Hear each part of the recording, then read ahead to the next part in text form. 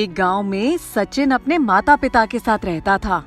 उसे जानवरों से बहुत प्यार था, लेकिन सचिन की माँ हमेशा सचिन को डांटती कि ये जानवरों से इतना प्यार अच्छा नहीं है। सचिन कभी भी किसी जानवर को भूखा या बीमार नहीं देख पाता था और उनकी मदद के लिए हमेशा तैयार रहता था। सचिन ने एक बिल्ली पाली थी जिसका नाम उसने लाली रखा था। सचिन लाली को बहुत लाड करता और उसके साथ ही खाना खाता।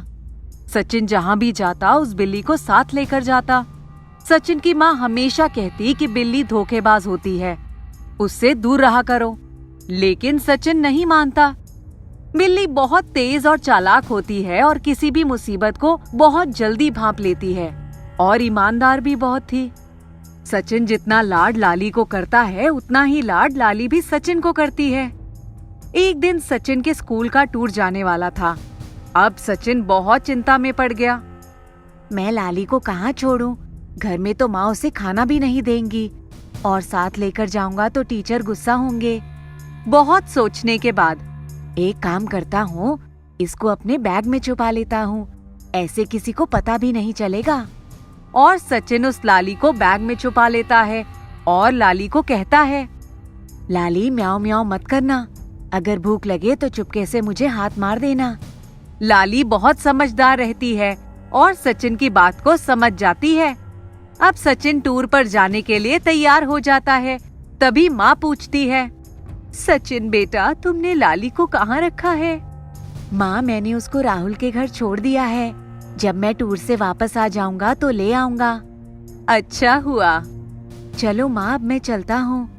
ठीक है, अपना ध्यान रखना। और सचिन टूर पर निकल जाता है। जैसे ही उनके स्कूल की बस जंगल वाले रास्ते से गुजरती है, बस को कुछ डाकू घेर लेते हैं। सभी बच्चे और टीचर्स डर जाते हैं। चलो चलो जल्दी जल्दी, पैसे और जो भी जेवर है हमें सब दे दो। बच्चों के पास तो कुछ नहीं होता, लेकिन बाकी टीचर्स के पास जो भी सामान होता है डाकू लूट लेते हैं और सभी बच्चों को बंदी बना लेते हैं और उनके माता पिता को पैसों के लिए खबर भेजते हैं। लाली सारी परिस्थिति को चुपके से देखती है। सचिन उसको चुपके से एक चिट्ठी देता है और कहता है कि ये चिट्ठी जाकर पुलिस को दे दो। चिट्ठी में लिखा होता है कि डाकुओं ने सबको कहाँ छुपा रखा है और ऐसे रास्ते के बारे में लिखा होता है जिससे पुलिस आराम से डाकुओं को पकड़ ले। लाली वहाँ से वो चिट्ठी लेकर चली जाती है। अरे ये किसकी बिल्ली है? और ये चिट्ठी? जैसे ही पुलिस चिट्ठी पढ़ती है समझ जाती है और उस जगह पहुंच जाती है। पुलिस को देखकर डाकू घबरा जाते हैं और भागने लगते हैं। जैसे ही वे भागते हैं पुलिस उनको पकड़ लेती है और उस बिल्ली और सचिन की बहुत तारीफ करती है। सब फिर टूर पर जाते हैं और जब वहाँ से वापस आते हैं तो सचिन और उसकी बिल्ली लाली को उनकी समझदारी के लिए राष्ट्रपति पुरस्कार देते हैं। सचिन अपने घर आकर माँ को कहता है, देखो माँ, लाली ने कितने सारे लोगों की जान बचाई। हाँ बेटा, मुझे अपनी गलती का एहसास हो गया। अब वे लोग लाली को बहुत लाड और प्यार से रखते हैं। बहुत समय पहले की बात है। एक गांव में एक कुम्हार रहता था। वे बहुत गरीब था। वह और उसकी पत्नी दिन रात मेहनत करते, तब जाकर उनको 2 वक्त का खाना मिलता था।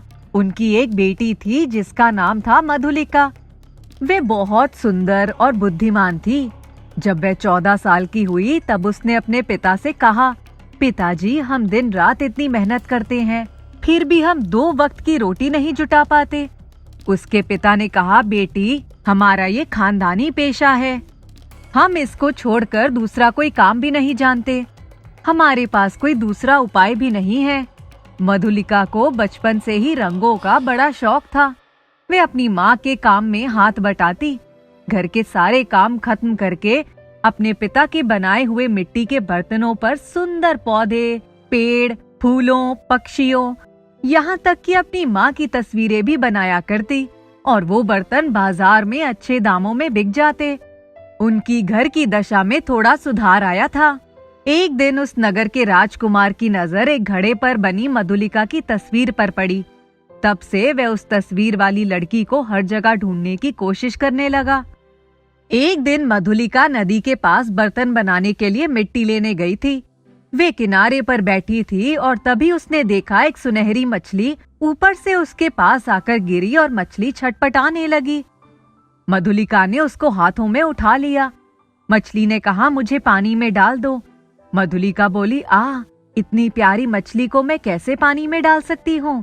मैं तुम्हें अपने घर ले जाऊंगी। मेरे पिता तुम्हें देखकर बहुत खुश होंगे। बाजार में तुम्हें अच्छे दामों में बेच देंगे। तब वे सुनहरी मछली तड़प कर बोली, तुम ऐसा मत करो। तुम मुझे गहरे पानी में लेकर चलो और वहीं छोड़ देना।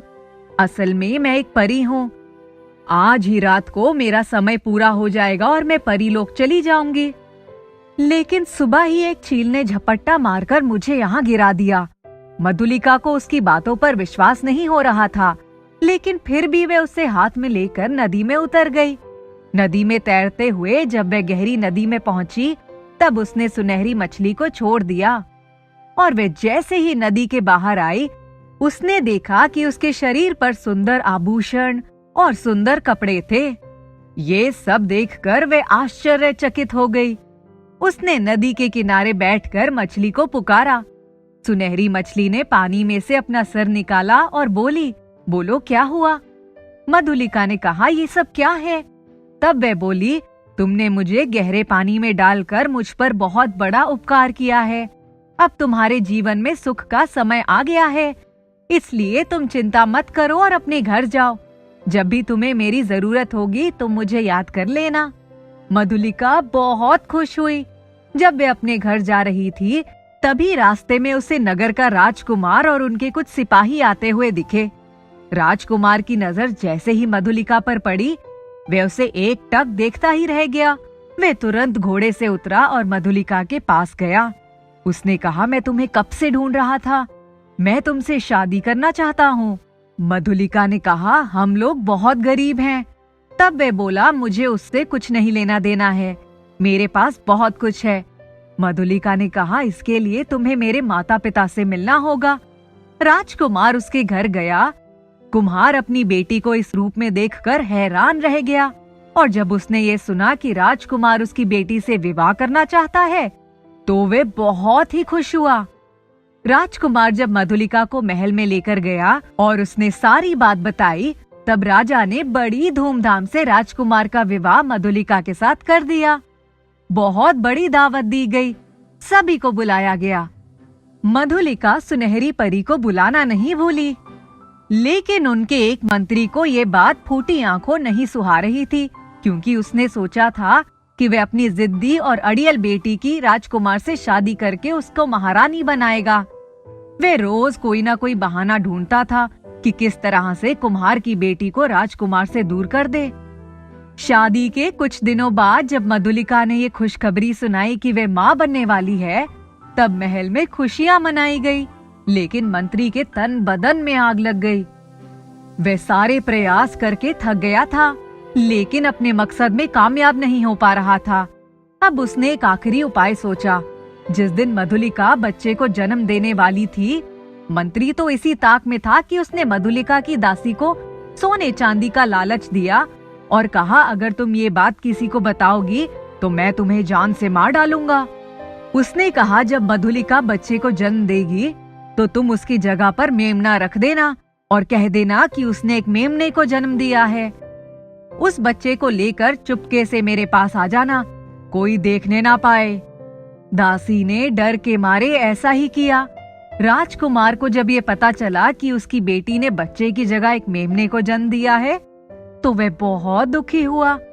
अपनी पत्नी के पास गया और उसने कहा, तुम चिंता मत करो, हमारा दूसरा बच्चा बिल्कुल ठीक ठाक होगा। लेकिन मधुलिका सारे समय रोती रहती। जब उसकी तबीयत थोड़ी ठीक हुई, तब अपने महल के बने बगीचे में बैठकर रो रही थी और सुनहरी परी को याद कर रही थी। उस समय वहाँ कोई नहीं था। उसके बगीचे में एक रात की रानी का पेड़ था। उसके आंसुओं की कुछ बूंदें रात की रानी की जड़ों में चली गई और तभी उसने देखा कि अचानक उजाला हो गया और उसके सामने वही सुनहरी परी खड़ी थी। उसने पूछा, तुम रो क्यों रही हो? तब उसने पूरी बात बताई। परी ने कहा, तुम्हें चिंता करने की कोई जरूरत नहीं है। तुमने एक सुंदर और स्वस्थ बेटे को जन्म दिया था। राजकुमार से कहना मंत्री के घर जाए और उसके घर की तलाशी ले। तुम्हारा बेटा उसी के पास है। अगर वे ना नुकुर करे तब तुम बता देना कि तुम्हारे बेटे के दाहिने कान के पीछे त्रिशूल का निशान होगा। मधुलिका ने सुनहरी परी के पैर पकड़ लिए और बोली, मुझे आपने बहुत बड़े संकट से उबारा है। परी ने कहा, तुमने भी मुझे नदी के किनारे से तैरकर गहरे पानी में ले जाकर मुझ पर बहुत बड़ा उपकार किया था। तुम्हें पता है, अगर तुम वहां ना आती तो मैं नदी के किनारे तड़प तड़प कर मर जाती और मुझे परी का रूप कभी नहीं मिलता।